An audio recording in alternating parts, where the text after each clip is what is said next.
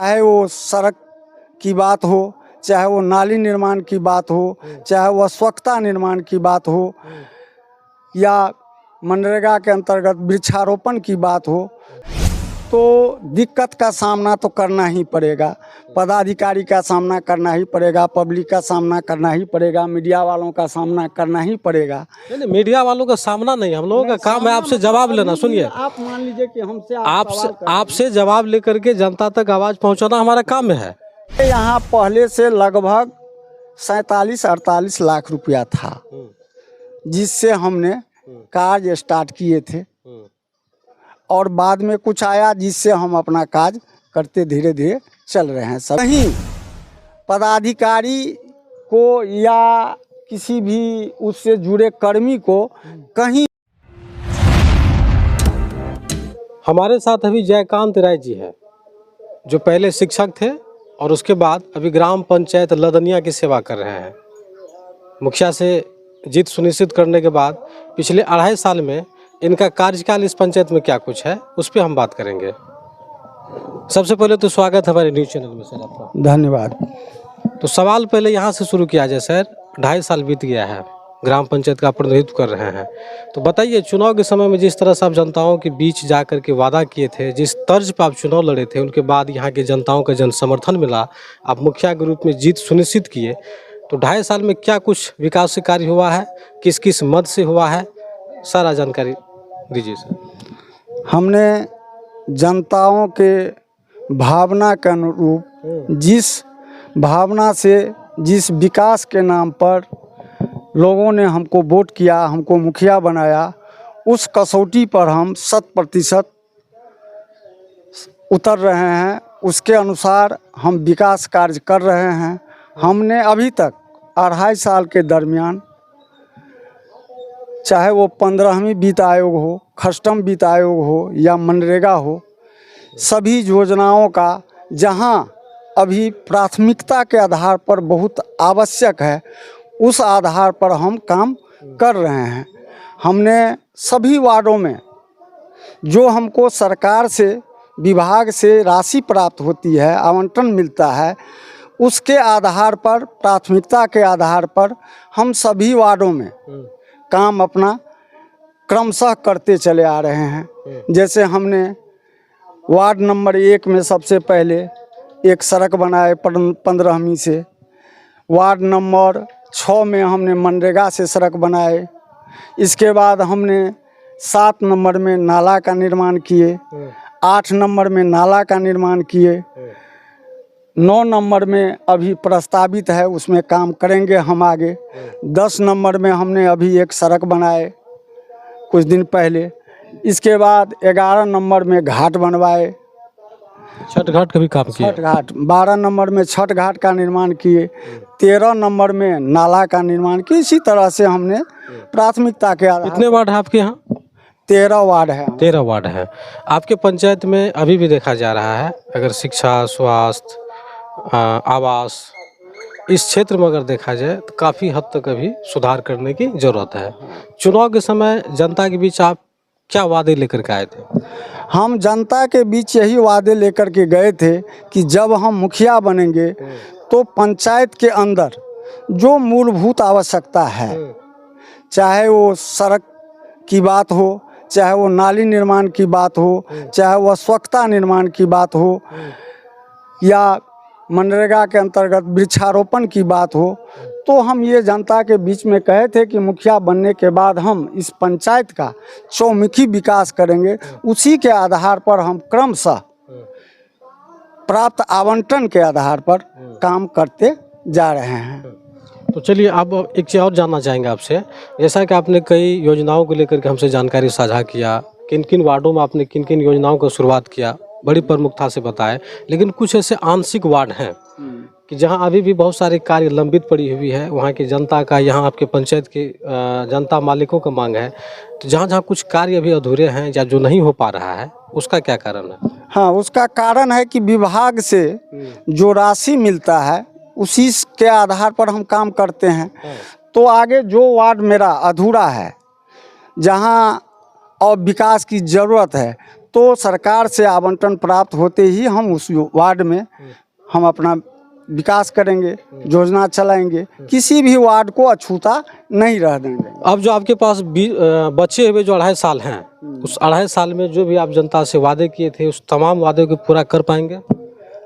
देखिए, ये तो कहना मैंने 100% मुनासिब नहीं होगा, चूँकि कि हम 100% पूरा नहीं कर सकते हैं, इसलिए कि वो सरकार से जो राशि मिलेगा उसी के आधार पर हम पूरा करेंगे। लेकिन हम भरसक प्रयास करेंगे कि जो वादे हमने करके आए हैं जनता के बीच उसको पूरा करें। क्या कारण था कि शिक्षक सेवा से मुक्त होने के बाद आप पंचायत चुनाव लड़ना ही मुनासिब समझा? मैंने पूर्व से ही शिक्षक सेवा में रहते हुए भी लोगों का जो ज़रूरत रहता था, गांव घर में झंझट, लड़ाई, केस, मुकदमा या ब्लॉक का जो कुछ कार्य रहता था उसको हम पहले भी करते थे, इसीलिए लोगों ने हमको इस आधार पर यहाँ का मुखिया बनाया। तो मुखिया बन के खुश हैं या पछता रहे हैं?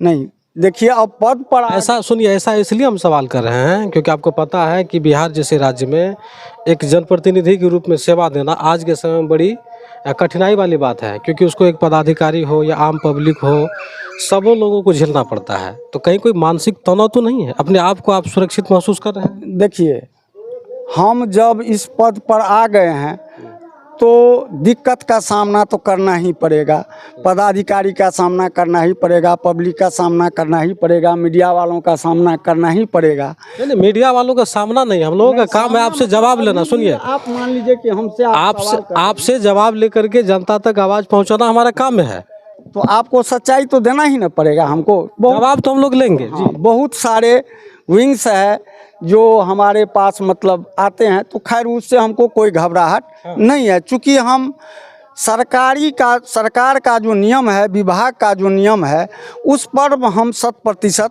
उतरने का काम करते हैं। उसके अनुसार सवाल आपसे करते हैं, यहाँ पे जिन जिन योजनाओं का आपने शुरुआत किया, जो भी कार्य यहाँ पे हुआ है, कुछ योजनाओं में यहाँ के पब्लिकों का आप पे आरोप है, क्या कहिएगा? नहीं, मेरे ऊपर कोई आरोप नहीं है पब्लिक का, यहाँ कोई नहीं, पब्लिक के तरफ से कोई आरोप। पब्लिक की शिकायत है, जहाँ तक हम लोगों के पास आई है, उनका ये आरोप है कि कुछ योजनाओं में जो है आप मजदूर से काम नहीं करवाते हैं, जेसीबी से काम करवाते हैं, और उतना ही नहीं, जहाँ जहाँ काम होता है तो वो पब्लिक के नज़र में भी नहीं आते हैं ठीक से। अब ये कहना कुछ लोगों का, जिन लोगों का स्वार्थ पूरा मुझसे नहीं हो पाता है, मतलब विरोधियों का आरोप है आपका, ये कहना। लेकिन जो सवाल आपने किया, मेरे मोबाइल में अभी भी मजदूर जो काम कर रहा है, एक नहीं 10, 20, 50 फोटो है जो मैं आपको दिखा सकता हूं अभी, कि मैंने मनरेगा का काम मजदूर से कराता हूं या नहीं। आपके कार्य से, आपके व्यक्तित्व से यहाँ की जनता खुश है? एकदम खुश है मेरे व्यक्तित्व से, मेरे कार्य से। चूँकि इसलिए खुश हैं कि सभी लोगों के दिमाग में है कि मास्टर साहब गलती करने वाले व्यक्ति नहीं हैं, वो गलती नहीं करते। जब आप चुनाव को जीते तो फर्स्ट टाइम इस पंचायत को कितना राशि दिया गया योजना के लिए सरकार के द्वारा? देखिए, मेरे यहाँ पहले से लगभग 47-48 लाख रुपया था, जिससे हमने कार्य स्टार्ट किए थे, और बाद में कुछ आया जिससे हम अपना काज करते धीरे धीरे चल रहे हैं। सभी वार्डों में मेरा प्राथमिकता है कि किसी भी वार्ड को मैं अछूता नहीं छोड़ूंगा, चाहे छोटा योजना हो या बड़ा योजना हो, मैं सभी वार्डों को प्राथमिकता देते हुए चल रहा हूँ। तो 2.5 साल में सब कार्य को पूरा कीजिएगा? हाँ, लगभग एक। आप मीडिया में बोल रहे हैं इसलिए थोड़ा सोच के बोलिएगा। फिर सभी वार्डों में पूरा क्या कार्य होगा पूर्ण? जो हमको राशि मिलेगा उससे जो होगा वो हम पूर्ण करेंगे। चलिए एक और सवाल ले लेते हैं। पंचायत से कई मुखिया का आरोप है कि मनरेगा योजना हो या कोई अन्य योजना हो, उसमें अधिकारियों से मोटी रकम ली जाती है, आपसे भी लिया जाता है? नहीं, मुझसे रकम नहीं लिया जाता है, गलत है वो कहना। नहीं लिया जाता? नहीं। मनरेगा से क्या कुछ कार्य किए हैं? मनरेगा से अधिकतर हम वृक्षारोपण का काम किए हैं, जो डायरेक्ट लाभार्थी से जुड़ा हुआ है, इसलिए उसमें कहीं पदाधिकारी को या किसी भी उससे जुड़े कर्मी को कहीं भी लेन देन का कोई गुंजाइश है ही नहीं, क्योंकि उनको हम पहले घेराबंदी ज़मीन का करवा देते हैं, उसमें ट्यूबवेल गड़वा देते हैं, फिर अपने स्तर से वृक्षारोपण करवा देते हैं, उसका देखभाल करने के लिए लाभार्थी के खाता में डायरेक्ट पैसा चला जाता है। तो अभी बरसात का मौसम आ गया है, आपके बहुत सारे वार्ड हैं जहाँ बरसात होने के बाद जल जमाव की समस्या बन जाती है, उसके रोकथाम के लिए क्या कुछ कर रहे हैं? हम एकदम नाला का निर्माण करा, आप टहल के देख सकते हैं, जहाँ जहाँ पानी का जमाव होता था वहाँ हमने नाला बनवा चुके हैं, और जहाँ कुछ जगह और है उसके लिए हम प्रयासरत है, वहाँ भी नाला बनाएंगे। आपके ग्राम पंचायत में पंचायत सरकार भवन है? एकदम है। पंचायत कब बना? वो 2019 में बना है। अब चलिए आखिरी सवाल ले लेते हैं, आपके नज़र में किस तरह की मूलभूत समस्याएं हैं जो जनता के लिए आपको अति शीघ्र करनी चाहिए और अधिकारियों का सहयोग आपको बराबर मिलनी चाहिए? देखिए, यहाँ का 2-3 समस्या था, जैसे जल जमाव जो हो जाता था इस पंचायत में, तो सैकड़ों बीघा ज़मीन उपजता नहीं था, बहुत सारे लोग उससे त्रस्त थे। तो सबसे मुखिया बनने के बाद मैंने सबसे पहला काम मनरेगा के अंतर्गत लगभग 2 किलोमीटर नाला का उड़ाही करवा दिए, जो पांची नदी में गिरा दिए। अब ये जल जमाव का समस्या वहाँ ख़त्म हो गया है, और काफ़ी मात्रा में लोग धान वहाँ जो ज़मीन नहीं उपजता था उसमें उपजा रहे हैं। आपको तमाम लोग देख पा रहे हैं, हाँ, उन लोगों के लिए क्या कुछ संवाद दीजिएगा?